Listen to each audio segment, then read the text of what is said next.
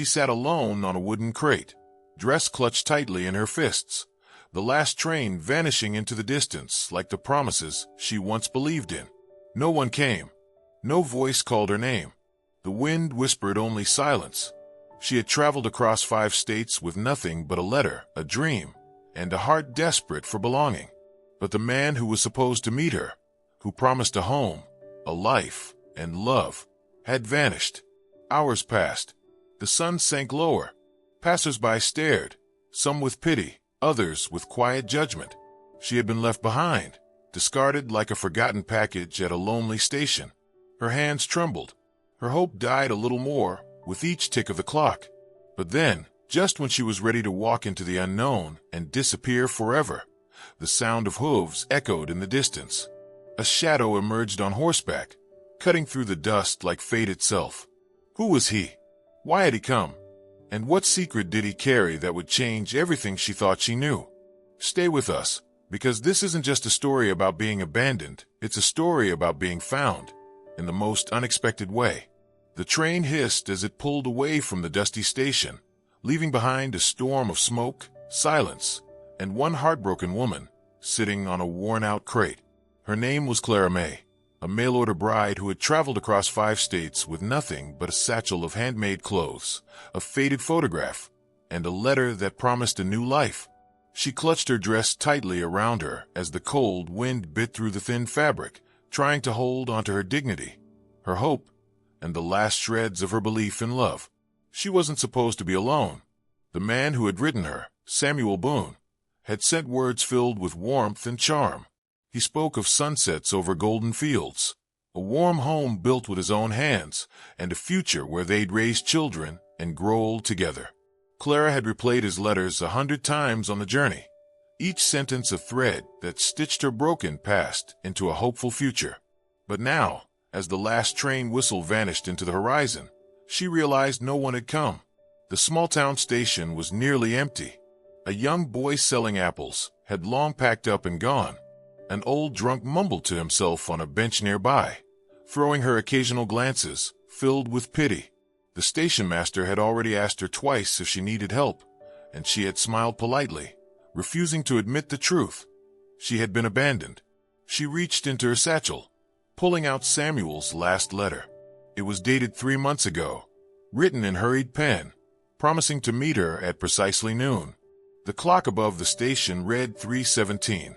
The sun had shifted in the sky, shadows growing longer. Still no sign of boots on gravel, no sound of hooves, no man tipping his hat and calling her name. Just silence, like the kind that wraps around a grave. Clara tried to breathe, but her chest felt hollow. What if something had happened to him? What if he had died? But another voice, darker and more honest, whispered the truth she didn't want to hear. He had changed his mind. Maybe he never meant the words he wrote. Maybe she was just another woman in a long list of lies. The thought stung worse than any wind. Her hands trembled as she folded the letter and tucked it away. Her stomach rumbled, but she had no appetite.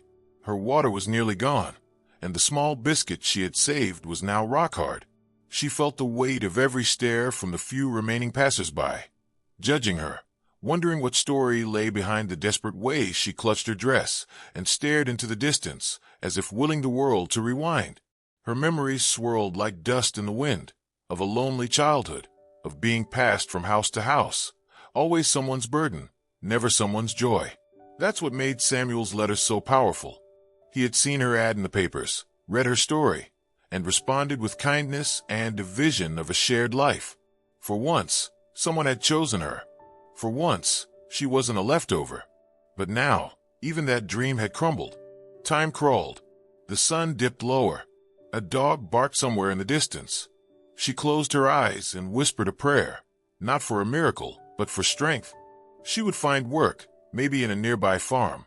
She wasn't afraid of hard labor. She had survived worse than heartbreak. She had survived hunger, silence, and being invisible. But still this, being left like garbage, this felt like a knife. Just as she began to gather her things, ready to walk away from the station and from every dream she had sewn into her patched-up dress, something shifted. The ground trembled faintly. The wind carried a rhythm, Steady, deep, familiar. Hooves. She froze, not daring to look, not daring to hope. But her heart betrayed her. It thumped wildly in her chest, beating against the cage of disappointment like a bird sensing freedom. She turned slowly, squinting against the glare of the setting sun.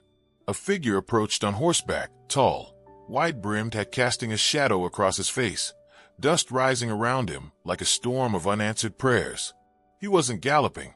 He was taking his time, like a man who knew exactly where he was going. Clara stood up, legs shaky beneath her, unsure whether to run or collapse. The figure drew closer, and with every step, her heartbeat tangled between fear and wonder. He reached the edge of the station, reined in his horse, and dismounted with the quiet grace of someone who had lived in the saddle longer than he had slept in beds. He walked toward her slowly, his boots crunching on gravel, eyes locked on hers. "I'm late," he said, voice rough like dry wood but deep steady. "And I've got no excuse worth your tears." Clara blinked, unsure if she was dreaming. She hadn't even spoken his name, yet he stood before her as if summoned by every letter she had clutched during the nights alone on that train. "I'm Samuel Boone," he said, "and I messed up bad." She stared at him, unsure whether to scream or fall into his arms. He looked nothing like the photo, older, rugged, more scarred. His shirt was dusty, his hands calloused, and a faint gash ran along his cheek. But his eyes, they held the same warmth, the same storm of guilt and tenderness she had imagined 1,000 times.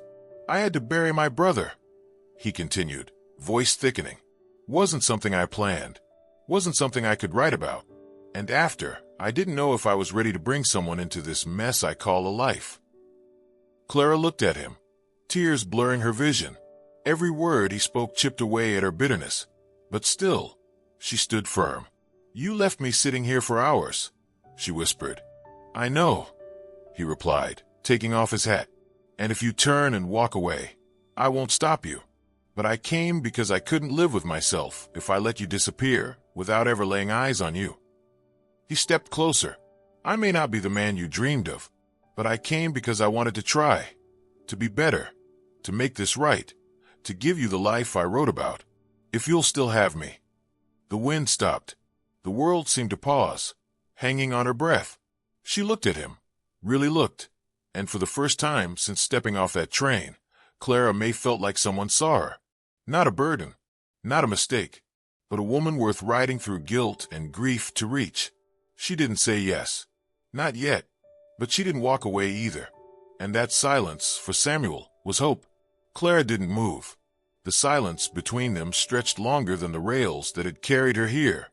Yet it wasn't empty. It was heavy, with everything left unsaid. Samuel stood there, hat in his hands, eyes fixed on hers with the weight of a man begging without words. His horse snorted behind him, dust swirling in the fading light, but neither of them noticed. Time had narrowed to a single breath. Finally, Clara lowered her eyes, not in defeat, but in deep thought. She had every reason to turn away, to walk into that empty town and disappear like she had so many times before. But something in Samuel's voice, honest, cracked, human, broke through the wall she had built around her heart.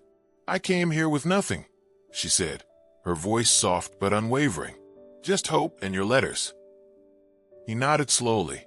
"And I gave you nothing but waiting and silence. You didn't deserve that." She looked up again, eyes glassy but clear. "No, I didn't. But I've known worse than silence. I've been invisible to men who didn't bother to lie, much less apologize." Samuel stepped closer, leaving barely a foot between them. "I don't know how to make this up to you. I can't promise I'll be the perfect husband, but I can promise I won't disappear again. Not ever."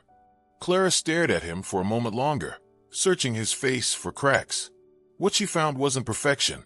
It was grief, weariness, but also something solid, something real. She didn't need a man made of charm. She needed one who could stand in front of her and own his flaws. "Then we start slow," she said at last. "And you don't get to call me your wife until I choose to be." A small, almost broken smile crossed Samuel's lips. "Fair enough." He reached for her bag, hesitating a moment as if asking permission. She let him take it, and with that one gesture, A new chapter quietly turned.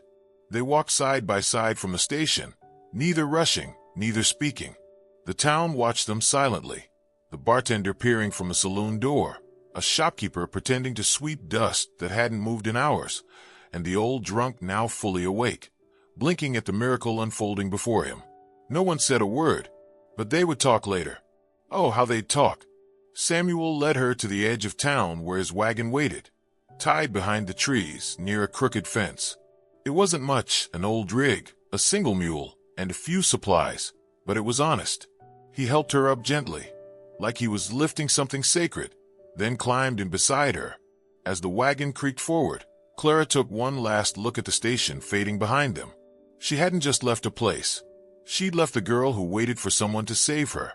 The journey to Samuel's homestead took 2 hours. The sky deepened from amber to violet, stars beginning to poke holes in the darkening veil. Clara kept quiet, her thoughts tangled between fear and cautious hope. Samuel didn't press her. He simply drove, guiding the mule with quiet murmurs, as if the night itself were listening. When they finally crested a ridge, she saw it. A modest wooden cabin stood tucked against a line of pines, smoke curling from its chimney, warm and humble. A fence ringed a small corral where a single horse stood grazing. A lantern hung near the door, flickering like it had been waiting just for her. "It's not much," Samuel said, stopping the wagon, "but I built it with my hands. Every beam, every nail. And there's space. Not just in the house. In the life I want to build with you. If you still want that." Clara didn't answer right away. She stepped down from the wagon, walked slowly to the porch, and ran her hand across the railing. It was rough but sturdy, like the man who had brought her here. Inside, the cabin smelled of pine and firewood. A small table, a rocking chair, and a bed tucked in the corner. A shelf of books. A coat hanging on a nail. Simple, lived in, and waiting. Samuel stood in the doorway, unsure whether to enter. She turned to him. "I didn't come all this way to run from small things. I just needed to know they were real." "They are," he said, "and so am I." That night, she sat by the fire while Samuel cooked what little he had, beans, some dry bread, and coffee.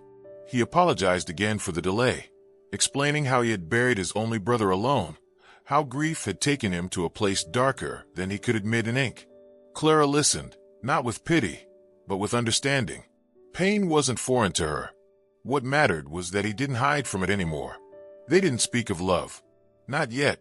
But something stronger passed between them. Respect, truth, and the fragile seed of something worth growing. When the fire dimmed, he offered her the bed and took the floor without question. She didn't stop him. Boundaries mattered now. Trust had to be earned. In the morning, she stepped outside and saw the sun climbing over the pines, golden and quiet. Birds sang like nothing in the world had ever gone wrong. She stood there barefoot, dress swaying in the breeze, and for the first time in years, her chest didn't feel heavy. Samuel joined her a moment later, holding 2 tin cups of coffee. "You still thinking of leaving?" he asked gently. She took the cup, sipped, and met his eyes. "I never said I was staying, but I haven't walked away yet." He nodded. "That's good enough for me." They stood side by side in silence, sipping coffee and watching the morning unfold. Behind them, the house stood like a promise, not perfect, not polished, but real. And in front of them, a future waited, unwritten and unguaranteed. But this time, she wasn't sitting on a crate. This time, she stood on her own feet.